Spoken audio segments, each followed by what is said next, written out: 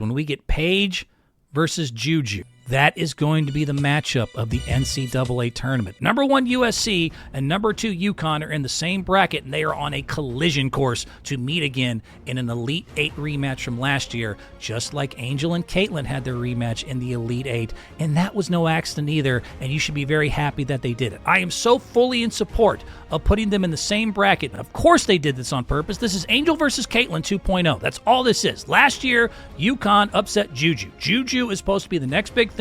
This is now Juju's turn to come back and slay the dragon. This is the ratings galore matchup that we're all waiting for, I think, on the men and women's side, and they could not risk letting it get to the Final Four. This is too good. This is just like when they did it with Angel and Caitlin. I know exactly what you're doing, and I am with you on this. Juju versus Paige is clearly the exact same thing. They clearly have the exact same plan. And again, I'm fully with you. They tried to wait to make them get to the Final Four. That's too much of a risk. There's too much real competition. Everybody can lose. They needed this to happen. They need to continue to try to push women's basketball. And when you think about last year's rating, when they played each other the first time, Paige versus Juju, and the 6.7 million viewers, not to mention the 2.2 million viewers they got when they played each other regular season this December. We've got a good rivalry, and those are good ratings, but it's still not as good as Caitlin versus Angel, and they need to keep elevating. Iowa versus LSU, in case y'all forgot, was 12.3 million viewers. It beat the men. It is almost double what even Paige and Juju's competition had last year,